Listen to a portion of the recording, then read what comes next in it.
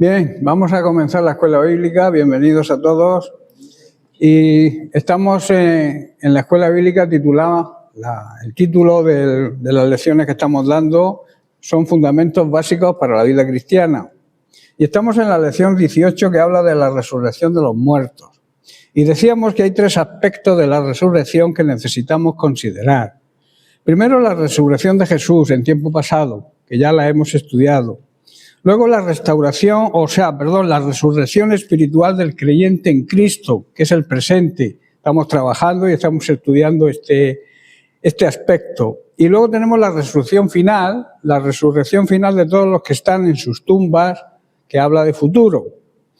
Como he dicho, la resurrección de Jesucristo ya lo estudiamos en clases anteriores. Estamos estudiando la resurrección espiritual del creyente en Cristo. Y está basado, recordar, en 2 Corintios capítulo 5, versos 14 y 15, donde Pablo dice: porque el amor de Cristo nos constriñe, pensando esto, que si uno murió por todos, luego todos murieron, y por todos murió, para que los que viven ya no vivan para sí, sino para aquel que murió y resucitó por ellos. Pablo está diciendo aquí que sea de una manera o de otra, el amor de Cristo nos debe controlar, nos debe comprometer, ya que creemos que Cristo murió por todos, ¿verdad? Todos creemos eso. Pero también debemos creer que todos hemos muerto a nuestra vida antigua, egoísta y pecaminosa. Por eso Pablo también en Gálatas capítulo 2, verso 20 dice: con Cristo estoy juntamente crucificado, y ya no vivo yo, mas vive Cristo en mí. Y lo que ahora vivo en la carne, lo vivo en la fe del Hijo de Dios, el cual me amó y se entregó a sí mismo por mí. Antes vivíamos para cumplir ciertas normas, estábamos apuntados a una determinada religión. Vivíamos para agradarnos a nosotros mismos y también para agradar a los demás. Y vivíamos en nuestras propias fuerzas. Ahora, una vez que hemos nacido de nuevo, vivimos para Dios. Vivimos en una relación con Dios, vivimos con el Espíritu Santo, y esto no es una vida de reglas, es una vida de comunión y de intimidad con Dios. La vida cristiana no es una mejora del viejo hombre, es una nueva creación, son nuevas personas. El viejo hombre murió en la cruz con Cristo. Pablo no está hablando aquí de algo vacío y sin esencia, sino de una realidad espiritual gloriosa. Esto nos enseña que el cristiano verdadero murió con Cristo, fue sepultado con Cristo, pero también resucitó con Cristo. Bien, ahora vamos a estudiar cuáles son las evidencias, las señales de esta restauración en la vida de un buen discípulo, de un buen creyente. Primero tenemos una nueva vida. Esa nueva vida debe manifestarse. Los demás tienen que ver que hemos cambiado de forma de vivir. Por eso en Romanos capítulo 6, verso 4, Pablo dice, hablando del bautismo como simbología de la muerte, dice: porque somos sepultados juntamente con él para muerte por el bautismo, a fin de que como Cristo resucitó de los muertos por la gloria del Padre, así también nosotros andemos en vida nueva. La profundidad de la nueva vida en Cristo. Muchas veces escuchamos hablar de vida nueva en Cristo, ¿verdad? Es una frase que se emplea mucho en el ambiente cristiano evangélico, pero no es una frase, digamos, bonita. Es doctrina sana y esencial en la vida cristiana. Pero vamos a ver, ¿realmente entendemos lo que significa vivir en nueva vida? Esa es la pregunta que nos planteamos. Esto nos revela y significa que la vida nueva no es simplemente un cambio de hábitos. Antes hacía unas cosas y ahora hago otras. O una resolución de manera temporal, sino un cambio radical, total, de nuestra naturaleza y destino espiritual. El apóstol Pablo nos muestra aquí un principio fundamental, que es que la identificación con Cristo en su muerte es la puerta a nuestra resurrección espiritual. ¿Entendéis? O sea, el comprender la nueva identidad que tenemos en Cristo es la puerta que abre a nuestra resurrección espiritual. No hay vida nueva si no hay sepultura, ¿verdad? No hay poder de resurrección sin haber muerto primero al pecado. La sepultura significa morir con Cristo. Dice el apóstol, somos sepultados juntamente con Él para muerte por el bautismo. Pablo no dice que estamos imitando a Jesús, dice que estamos juntamente con Él. No es una religión, digamos, externa, es una unión espiritual con Cristo, que sabéis que es nuestra cabeza. Cuando nuestro Señor fue puesto en la tumba, no solo llevó nuestros pecados, sino que llevó nuestra vieja naturaleza que estaba condenada. En la cruz no murió solamente el Hijo de Dios, murió nuestro viejo hombre, nuestra vieja naturaleza, que estaba esclavizada al pecado. Por eso la sepultura significa algo definitivo, un cambio radical. Cuando alguien es sepultado, no se deja una mano afuera por si acaso, ¿verdad? La sepultura es total. O sea, no podemos dejar parte de nuestro viejo yo ahí trabajando y actuando. Tenemos que sepultarlo totalmente porque ha muerto. Ha muerto juntamente con Cristo. Y aquí está el problema de muchos creyentes. Quieren resurrección sin sepultura. No quieren sepultar al viejo hombre, la vieja naturaleza. Quieren victoria, pero sin muerte. Quieren el poder del Espíritu Santo, pero no el quebrantamiento del arrepentimiento. Esta muerte no es una muerte simbólica y superficial. Es la muerte al dominio, al control que tenía el pecado de nosotros. Antes de Cristo, el pecado era nuestro amo y nosotros éramos sus esclavos. Ahora en Cristo, el pecado quizá pueda tentar, pero ya no puede gobernar nuestra vida si realmente hemos nacido de nuevo. Aquí debemos entender que hay algo profundo. Morir con Cristo no significa que ya no seremos tentados. Significa que ahora tenemos poder para decir no al pecado. ¿Estáis entendiendo? Antes caíamos fácilmente porque no éramos esclavos, pero ahora ya no somos esclavos del pecado. Cristo, el Señor, es nuestro dueño. Y como es nuestro dueño, somos esclavos de Cristo. Y si somos esclavos de Cristo, dejamos de ser esclavos de nuestro antiguo amo, el pecado, que sabéis de dónde viene, ¿verdad? El mismo diablo. Muchos cristianos viven derrotados porque no han comprendido su posición espiritual en Cristo. Siguen hablando como esclavos cuando ya han sido liberados. Así hay cantidad de supuestos creyentes en las iglesias que siguen hablando como si siguieran esclavizados cuando ya han sido liberados por Cristo. La cruz no solamente nos perdona, nos libra del poder del pecado y, claro está, de sus consecuencias, la condenación eterna. Aquí se puede poner una ilustración. Es como querer actualizar un sistema operativo sin borrar los archivos infectados, ¿verdad? El ordenador, el sistema va a seguir fallando. Pues lo mismo ocurre con nosotros. Si no borramos toda nuestra vida anterior, toda nuestra vida pecaminosa, la vida no va a funcionar bien.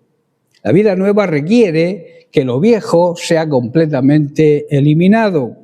Dios no mejora al viejo hombre, a la vieja naturaleza. Dios lo declara muerto. Amén. El bautismo, por tanto, no es un ritual vacío y sin esencia. Es un símbolo profundo de lo que Dios ha obrado en nosotros, en nuestro corazón. Cuando descendemos a las aguas, simbolizamos que nuestro viejo yo, esa carne dominada por el pecado, muere y se queda en la sepultura, bajo el agua. ¿Estáis comprendiendo la simbología del bautismo? Ya no somos esclavos de nuestras pasiones, de nuestra rebelión, de nuestra incredulidad. Somos esclavos de Cristo. Pensemos en una semilla. Para que nazca una planta, la semilla debe morir en la tierra, ¿verdad? Si la semilla no cae y muere y es enterrada bajo tierra, no produce vida, no produce esa planta, ese potencial que hay dentro de la semilla. De igual manera, nuestra vida antigua debe ser enterrada para que pueda surgir la nueva vida en Cristo. Esto no es ninguna pérdida, es una transformación, es un cambio radical. La resurrección significa caminar en vida nueva, porque dice, a fin de que como Cristo resucitó de los muertos por la gloria del Padre, así también nosotros andemos en vida nueva. La resurrección de Cristo, por tanto, no fue solo un evento histórico, sino el modelo de nuestra vida cristiana, la clave, la esencia de nuestra vida cristiana. Si Cristo resucitó en poder y gloria, nosotros también podemos vivir en victoria sobre el pecado y la muerte espiritual, que es la condenación. La expresión que emplea Pablo, andemos en vida nueva, implica acción por nuestra parte. No basta con decir que hemos cambiado con la boca. La vida nueva se manifiesta en nuestro diario caminar, en nuestras palabras, cómo hablamos, en decisiones, en las prioridades que tenemos, en nuestras relaciones interpersonales. Es vivir con propósito divino y no según la vieja naturaleza. Y por eso tenemos el modelo supremo que es Cristo, porque dice Pablo, como Cristo resucitó, aquí está el centro glorioso de este versículo. Nuestra vida nueva está ligada a la resurrección de Cristo. Si Cristo se hubiera quedado en la tumba, nuestra fe sería inútil, ¿verdad? Sería una fe vana, dice la Biblia. Pero Cristo vive y porque Él vive, nosotros también vivimos. Porque morimos con Él, pero también resucitamos con Él. La resurrección no fue un simple regreso a la vida, fue una manifestación del poder y de la gloria del Padre. Esa misma gloria, ese mismo poder, opera hoy en nosotros. Y si no opera, tenemos un problema. La vida cristiana no es esfuerzo humano, es el poder de la resurrección. Imagina otra ilustración. Imagina un generador eléctrico conectado a una casa. ¿Sabéis lo que es un generador eléctrico? Algo que produce energía. Si la casa está conectada a ese generador, tiene luz. Si no le está, permanecerá a oscuras, en oscuridad, ¿verdad? Cristo es la fuente. Digamos que es nuestro generador espiritual. Nuestra comunión con Él determina nuestra experiencia de esa vida nueva. El resultado práctico, dice Pablo, que es que andemos en vida nueva. Aquí está la evidencia visible. Pablo no dice sintamos, sino andemos. Es diferente, ¿verdad? Sentir que ponerte en movimiento. Si tú sientes algo, te puedes quedar sentado. Pero si tú andas, estás en movimiento. Por eso Pablo dice, andemos. Esa vida nueva se nota primero en nuestras conversaciones, cómo hablamos. Ya no hablamos como hablábamos antes, ¿verdad? Con los tacos y las blasfemias que el mundo usa. A veces son cada 2 palabras, oyes por ahí a las personas, y a mí me da pena, cada dos palabras, una es una blasfemia. Y es porque son muletillas que han adquirido. Pero nosotros ya no andamos, al andar en nueva vida, ya no hablamos como hablábamos antes. Significa también nuevas prioridades. ¿Qué prioridades tenemos ahora? Son diferentes a las que teníamos antes. Se nota también en nuestra relación con las personas, también en nuestra reacción cuando nos ofenden. No devolvemos ofensa por ofensa, ¿verdad? ¿O sí? Es difícil, ¿verdad?, contenerse cuando te ofenden. Pero si hemos nacido de nuevo, si andamos en esa nueva vida, reaccionamos bien ante la ofensa. Dice que la palabra suave aplaca la ira. si tú alguien te ofende y tú le devuelves una ofensa, lo que haces es echar leña al fuego, gasolina para apagar el fuego, ¿verdad? Entonces, si tú le contestas con una palabra suave, le aplagas la ira. También tenemos una nueva sensibilidad ante el pecado. El pecado ya lo vemos como algo que no debemos caer. Y también un nuevo amor por la palabra de Dios. Sentimos deseo cada día de ir a la palabra de Dios para leerla, para investigar, para meditar en ella. La conversación debe ser muy diferente a la que teníamos antes. La conversión verdadera produce una transformación que los demás ven. Es una transformación que deben ver. No es perfección, digamos, de golpe, instantánea, pero sí una nueva dirección, un nuevo caminar, un caminar diferente. Ahora, aquí hay una pregunta que nos debe confrontar.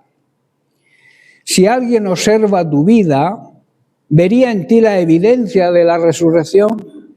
Una pregunta que deberíamos hacernos cada uno y nos contestemos cada uno, y si tenemos que tomar medidas para cambiar, hacerlo. Repito, ¿vería en ti la evidencia de la resurrección?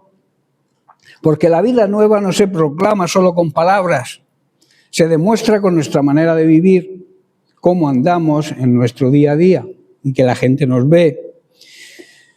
Esto significa también que hemos muerto al orgullo, hemos muerto al rencor, al no perdonar, que hemos muerto a la autosuficiencia y a la soberbia, que hemos muerto al pecado oculto, ese pecado que intentamos ocultar ante los demás, pero que ante Dios es imposible.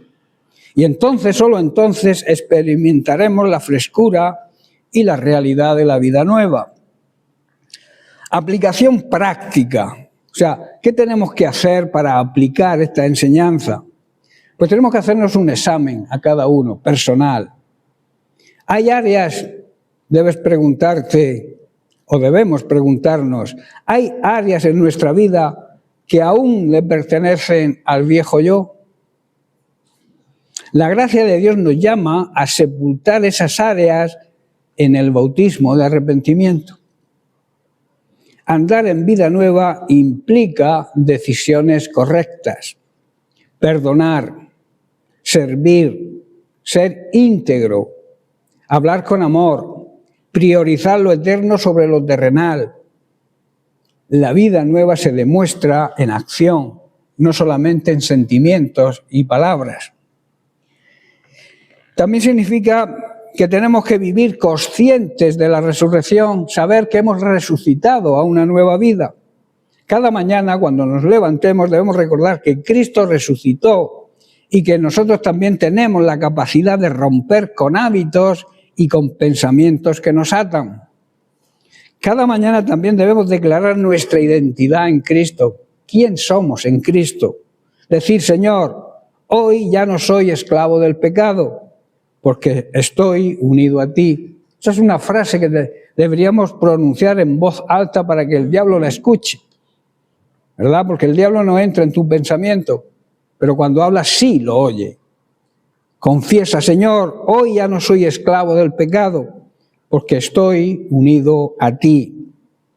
También debemos tomar decisiones que demuestren la muerte de nuestro viejo yo. Cuando surja, porque surge el impulso de responder mal, recuerda, ese viejo hombre, esa vieja naturaleza ya fue sepultada y por tanto no puede responder, ¿verdad? Está calladita. También debemos alimentarnos cada día de la palabra. La vida nueva necesita nutrición espiritual constante. Igual que nos alimentamos físicamente para nuestra carne, nuestro espíritu necesita también diariamente el alimento espiritual de la palabra de Dios. Debemos también caminar en comunidad como iglesia, en unidad con nuestros hermanos en la fe. La vida nueva se fortalece cuando caminamos unidos con otros creyentes. No somos llaneros solitarios. Dios no nos ha llamado ahí solos por la vida. Nos ha llamado a andar a vivir en comunidad.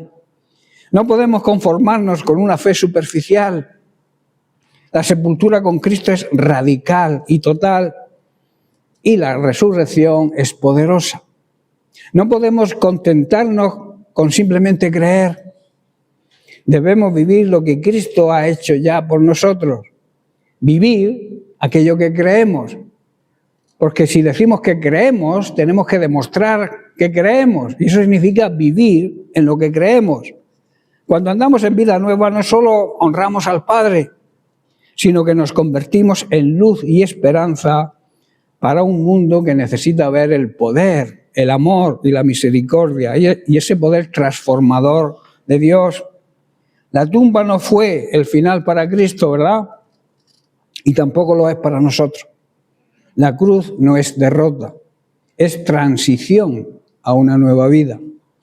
La sepultura nunca es pérdida, es preparación para la vida eterna. No tenemos o no temamos morir al viejo hombre. Matemos al viejo hombre, a la vieja naturaleza. Y lo que sí tienes que hacer es temer quedarte viviendo en él, en ese viejo hombre. Porque solo los que se atreven a morir con Cristo experimentan el poder de caminar en esa verdadera vida nueva. Recordemos, la vida nueva no es un regalo pasivo, sino un llamado a la actividad, a demostrar que andamos en esa vida nueva. Y la pregunta para terminar ya este concepto es, ¿estamos dispuestos a morir a nosotros mismos para caminar en la gloria de la resurrección de Cristo? Esa es la pregunta. La siguiente evidencia. Ahora tenemos una nueva actividad hacia la vida, porque se debe mantener y establecer. No es algo espontáneo que hacemos en un momento determinado y ya nos olvidamos. Es una actividad continua. Debemos considerarnos muertos, pero vivos, como resucitados. En Romanos capítulo 6, verso 11, Pablo dice: así también nosotros, consideraos muertos, vosotros, al pecado, pero eso sí, vivos para Dios en Cristo Jesús, Señor nuestro. Pablo empieza diciendo, así también vosotros. Esto es una conclusión poderosa de Pablo. Pablo no está comenzando un tema nuevo, ¿verdad? Porque dice, así también vosotros. Está concluyendo una verdad gloriosa. Si hemos sido unidos a Cristo en su muerte y en su resurrección, entonces hay una nueva manera correcta de pensar y de vivir. El cristiano no solo experimenta emociones. El cristiano verdadero tiene entendimiento espiritual. Muchos creyentes viven derrotados, no porque Cristo no haya vencido, que sí, que Cristo hizo la obra y venció, sino porque no han aprendido a aplicar esa victoria a su manera de pensar, a su mente. Y luego Pablo dice, consideraos, es un acto de fe inteligente. La palabra consideraos implica cálculo, decisión consciente y convicción interna en el corazón. No dice, siéntanse muertos, ¿verdad? No es un sentimiento. Dice, consideraos muertos. Aquí hay una verdad profunda. La victoria comienza en una mente renovada. Si tu mente no ha sido renovada, nunca vas a entender esto. Si tú sigues viéndote como esclavo del pecado, vivirás como esclavo, porque vivirás como te ves.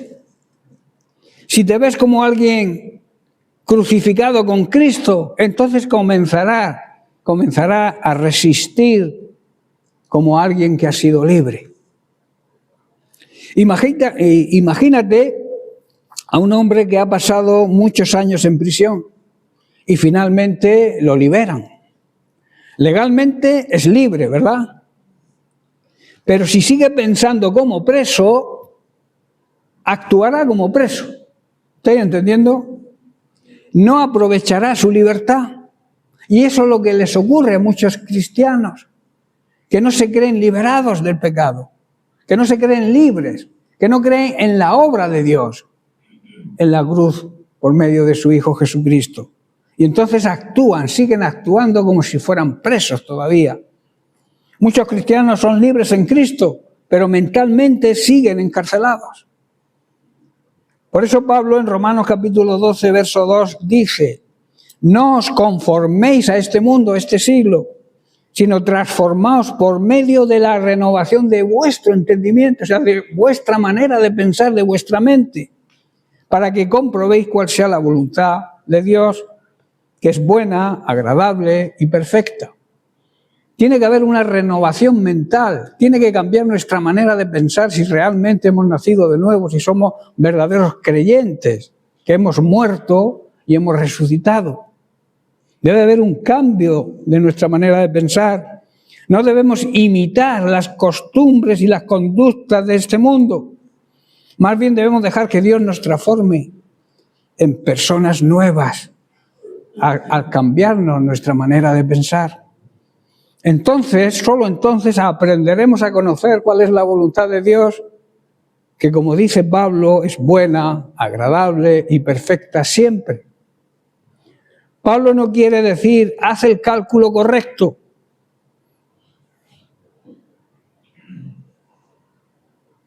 Sino dice, tienes que saber renovar tu mente para hacer el cálculo no correcto conforme a tu manera de pensar, sino correcto según la voluntad de Dios. ¿Estáis entendiendo?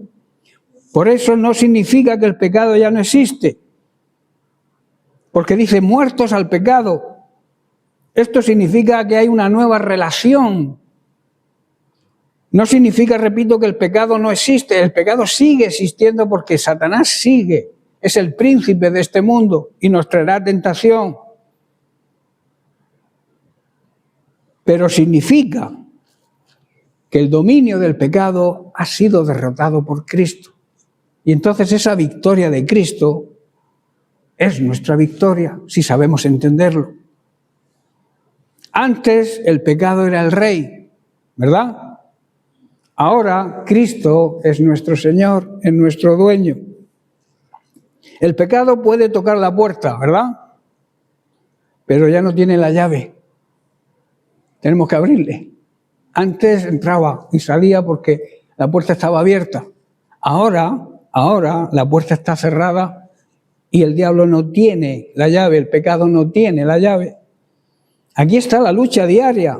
El pecado grita como si todavía fuera tu dueño. Pero el creyente verdadero debe recordar que ese tirano fue derrotado en la cruz. Tenemos que saberlo y tenemos que aplicarlo en nuestra vida y confesarlo cada día. La cruz cambió nuestra posición, cambió nuestra identidad, cambiamos de padre y la fe cambia nuestra experiencia. Y luego dice, vivos para Dios, significa más que sobrevivir. No somos solo muertos al pecado, sino que hemos sido resucitados, somos vivos para aquel que nos resucitó, o sea, para Dios. La vida cristiana no es simplemente evitar lo malo, es abrazar lo eterno. Vivos para amar lo que Dios ama. Vivos para buscar siempre su voluntad. Vivos para servir con propósito y con gozo. Y vivos para disfrutar de la comunión con Él.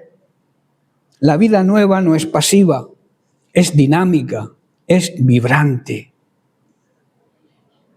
Ilustración, otra ilustración. Vamos a ver, ahora que tenemos las nuevas tecnologías de los smartphones y los teléfonos inteligentes. Si tú ese teléfono tan inteligente lo apagas, lo desconectas, ¿qué ocurre? Que no funciona. No puede cumplir su función si no le queda batería o está desconectado. Pero cuando está conectado, cuando tiene batería, opera con todo su potencial. Estar vivos para Dios significa precisamente estar conectados a la fuente correcta, que es Cristo y su palabra.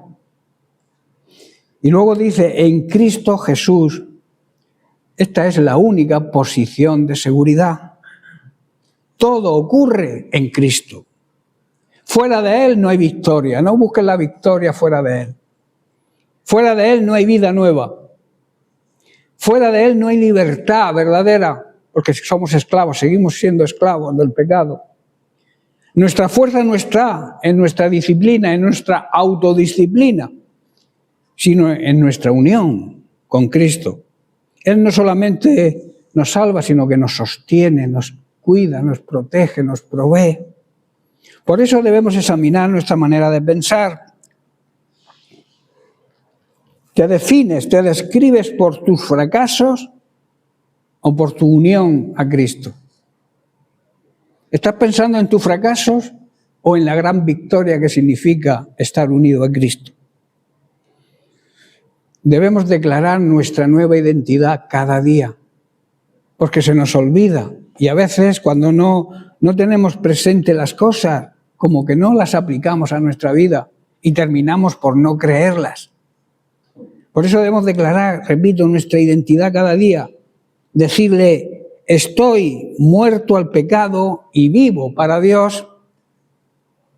Cuando te diga el diablo venga con sus mentiras y te diga, no puedes cambiar, es algo inútil, no lo sigas intentando, no vas a cambiar. Respóndele, estoy muerto al pecado y ahora vivo para Cristo y no creo tus mentiras. No basta con decir no al pecado, debemos decir sí a la obediencia a Cristo, que es la señal de que realmente hemos nacido de nuevo. Como conclusión, decir que la batalla más extensa o intensa no está fuera, no está con las personas que nos rodean. La batalla más intensa está en nuestra manera de pensar, en nuestra mente, que como digo muchas veces es el campo de batalla que usa el diablo con más fuerza. Si decimos o decidimos considerar como verdad lo que Dios ya declaró, comenzaremos a caminar en libertad. Si empezamos a creer lo que Dios ha hecho en nosotros, empezaremos a vivir esa vida nueva. No somos pecadores intentando ser santos, que es lo que creen algunos. Somos alguien que en Cristo hemos muerto al pecado y hemos sido vivificados, resucitados de nuestra muerte espiritual por la gracia de Dios que se llama Jesucristo. ¿Entendéis lo que estoy diciendo? Por tanto, debemos vivir conforme a nuestra nueva identidad, porque cuando nos consideramos muertos al pecado, el pecado pierde toda su fuerza. Y cuando nos consideramos vivos para Dios, el cielo comienza a manifestarse en nuestro diario vivir. Amén. Bien, pues lo vamos a dejar hoy porque aquí ya comienza otra nueva evidencia que la estudiaremos la semana que viene, que es que obedecemos a un nuevo dueño, a un nuevo Señor. Y está basado en la carta a los Corintios, capítulo 5, verso 15, donde Pablo dice, y por todos murió, para que los que viven ya no vivan para sí, sino para aquel que murió y resucitó por ellos. O sea, ese que murió y resucitó por ellos es al Señor que debemos obedecer a partir de nuestro nuevo nacimiento, nuestra conversión y nuestra experiencia de vivir en esa vida nueva que Cristo desea que vivamos. Amén. Bien, pues que Dios les bendiga.